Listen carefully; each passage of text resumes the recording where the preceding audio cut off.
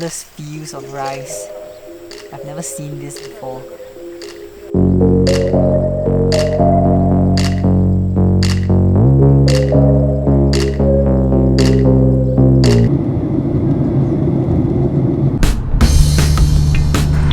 Just got off the taxi and we're gonna check in now before exploring the city. Woo! What a tiring day on the plane. I think we've done at least three separate nucleic tests all in one day. Amazing.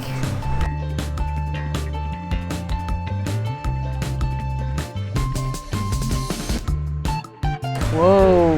We're taking a night stroll in the Guilin city. And according to Queenie, it feels a bit like Bangkok because all the supper shops starts to open. It's 9:30 PM now and all the normal shops are closed, but the supper shops are open. But one thing I realized about this city, they have proper footpaths, unlike Beijing and Shanghai. And I feel like it reminds me of Taiwan. But the most important thing is the humidity reminds me of Singapore. I've got sweaty pits now. But anyway, we're going to check out this twin tower. It's the gold and silver twin tower, but some call it the sun and moon tower. Whatever it is, we're going to check that out because apparently it looks the best at night.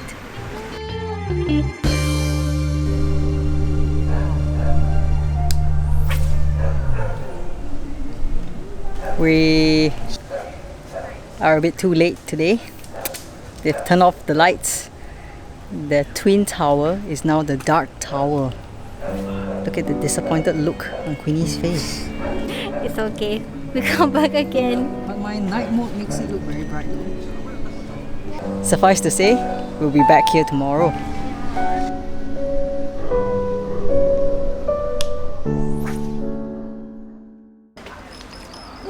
As morning arrives and you hunt for breakfast, you notice a certain fetish here in Guilin. Mi fen. Morning guys, we are here at this very traditional shop to try one of Guilin's most popular dish, the Guilin mi fen. It's a bit like lo si fen and it's some sort of rice noodle. We got the one with beef.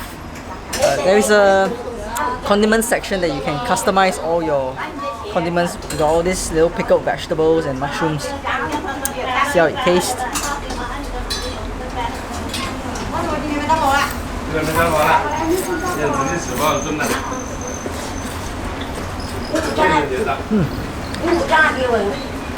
When someone talks about mi fen, I usually think of it as the thin noodles, but this is extra thick. This is the soup version. We got mushroom and minced meat. The broth smells so good. Wow, it's a sweet radish broth. So good. The love for mi fen is so great that it's something worth standing up for. I'm not kidding here. This thing is so addictive that while we're in Guilin for only 3 days, I've lost count of the number of bowls we had. We made it to the bus and we're now en route to Longji, Rice Terrace. It's a bit complicated because we have to swap. We change the bus at Shuangdong, I think. But anyway, we'll see how it goes. We'll update you guys later.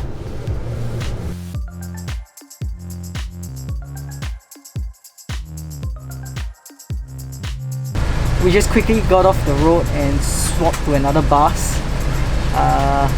This bus is a bit slower, but man, the road is so bumpy. It will literally shake the pee out of your bladder. There are a couple of tickets in this journey. An entrance pass at this bus depot, and on the previous bumpy bus, you get this 2-day concession which gives you unlimited rides on these shuttle buses in the area. So don't lose it, you're gonna need it on the way back.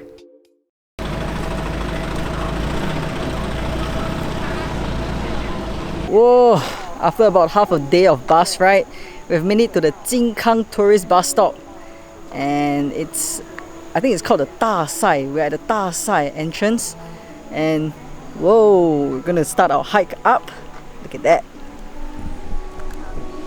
You can choose to take a ropeway or cable car up this place, but you know, as usual, we opt to walk. Throughout the entire trip to this place, we didn't even know what the hell we were doing. The lady was so nice and she just helped us to arrange. We just stopped in the middle of the road, changed the bus, and yeah, it's just very complicated but seems to be very systematic as well. Somehow you always end up where you want to be. So you don't really have to worry. Just tell the lady where you want to go. If you can't speak Mandarin, just show her the place or the character and she'll know.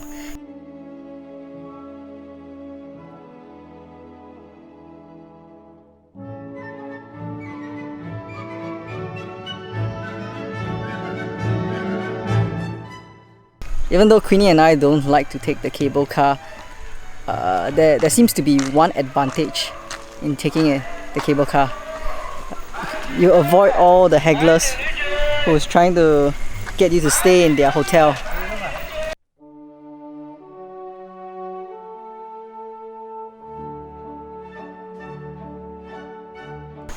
Alright, we're gonna hike up there. I don't know how we're gonna make it, but we're gonna do it.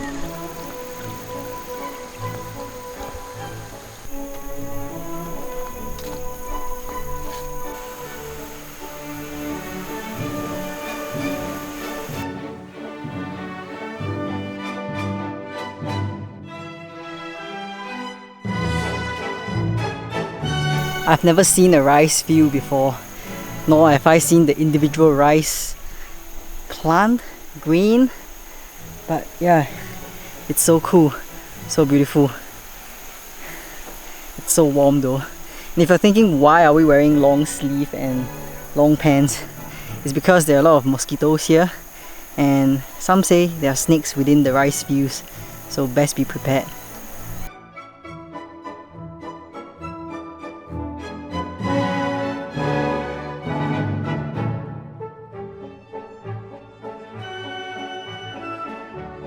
Okay, out of nowhere it just started to rain, so we best hurry up, get to the top. Crap, we've still got a while more to go.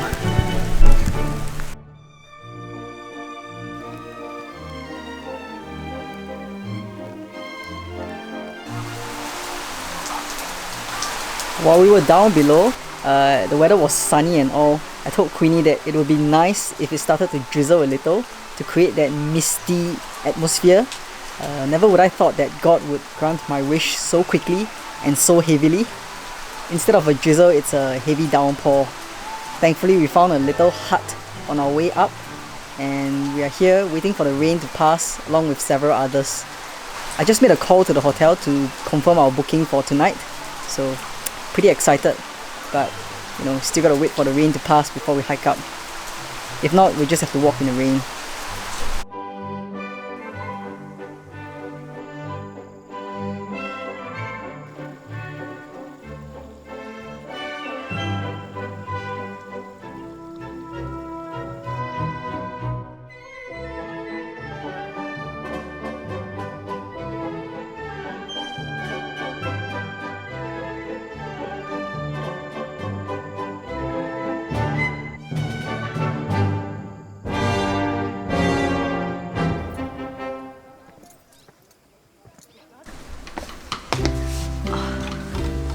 Made it up the West Hill. This is where our hotel is located. It took us roughly 2 to 3 hours to get up here. It's not recommended because we got lost quite a few times, but you know, we decided that we wanted to hike, and that was a wrong, I don't know, good or bad move, you decide. But we enjoyed the hike up, and later when the rain subsides, we'll be heading to the viewing platform at the West Hill. We also wanted to visit the Golden Buddha Hill. Apparently that's the highest peak in this area, but to be honest, it all looks the same, and I really prefer the view in the middle, because when you're at the highest peak, you can't really see the terracing. All you see is just a green hill, so it's better to take a shot from the middle. That's where you get the terracing and you get the higher peak and the lower areas.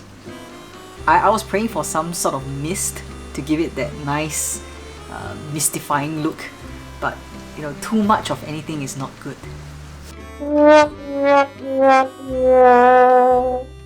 We came down to grab some dinner, and we ordered a local specialty. It's a bamboo sticky rice, but also another chicken. It is also one of the local specialty, but the shop owner told me that it will take some time before they can serve us the meal because she's got to kill the chicken. It smells very herbaceous, very gingery. There's red dates, ginger, goji berries. Let's try a bit of the soup.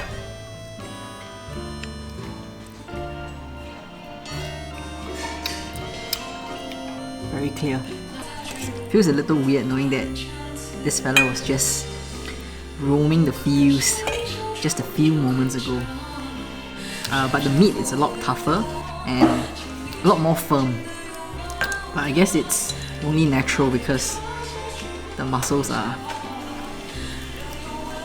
just intact. There's a very strong leafy, veggie kind of smell from this wrapper. I'm going to try the bamboo rice first.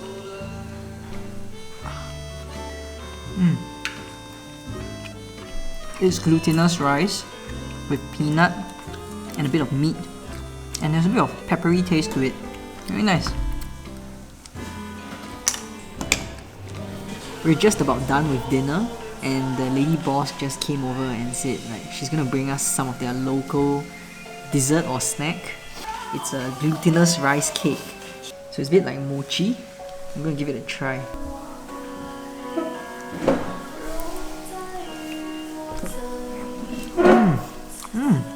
There's a whole bunch of black sesame inside. It's so nice.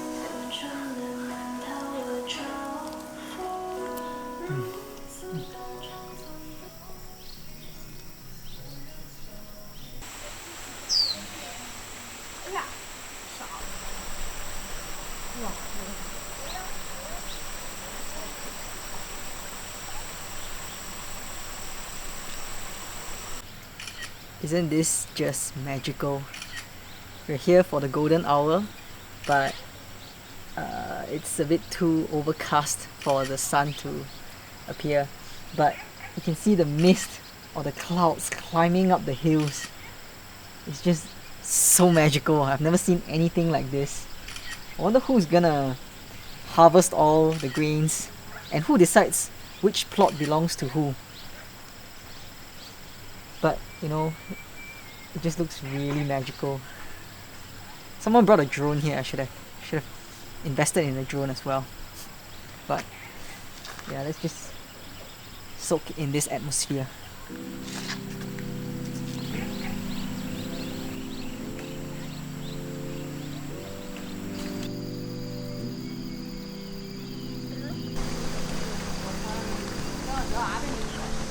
Yo, we are back in Guilin city.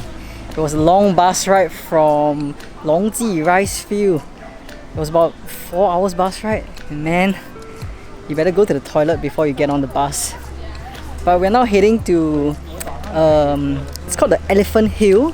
It's a rock formation that's been sculpted by Mother Nature. And for One Piece fans, it looks like Zoe. This is actually one of the most popular scenic areas in the Guilin city. It's called Elephant Hill because that granite sculpture looks exactly like an elephant. Oh well, close enough. You can see the trunk over there, and then there's the gap which connects to the face, supposedly, and then there is an eye over there. I'm not sure why that's the eye because it's a bit too far from the trunk and the face. Aside from being one of the major tourist attractions of Guilin, it is also the symbol of the city. Believe it or not, this is one of the city's emblem. We're about to enter the eye of the tiger, or should I say, the eye of the elephant. We're at the end of the line. It really is nothing much, it's just a cave, but it does provide a very nice frame into the city. Do you know that the city of Guilin, you're not allowed to have high-rise buildings because the government doesn't want any of the high-rise buildings to be higher than the mountains on the back. I think that's a good move. The really pretty.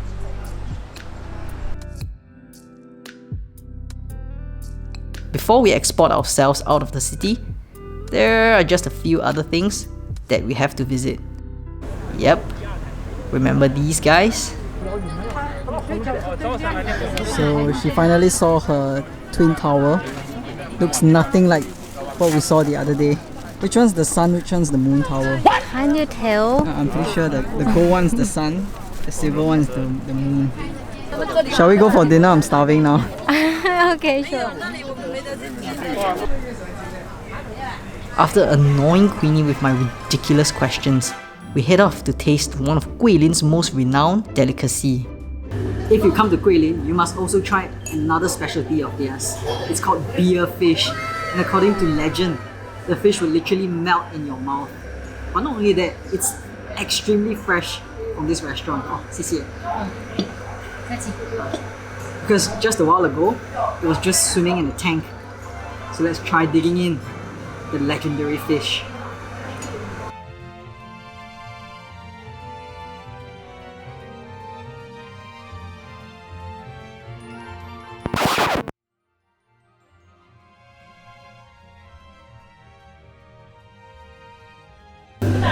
There's heaps of bones, so be really careful. But the meat is so tender and flaky, absolutely delicious.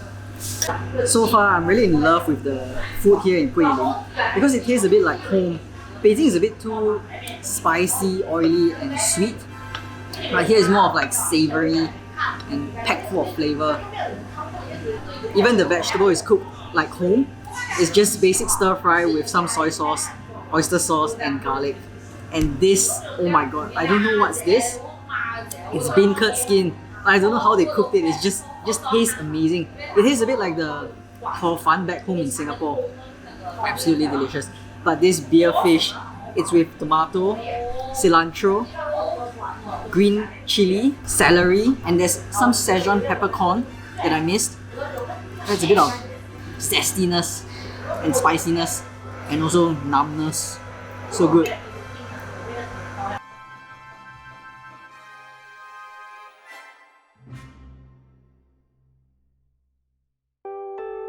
Well guys, that is it for this Guilin Longji episode.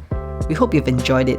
In the next episode, we will be heading to the tropical, the exotic, the mesmerizing Kong Island in Yangshuo and Xingping. In the meantime, if you like what you've seen, please smash the like button.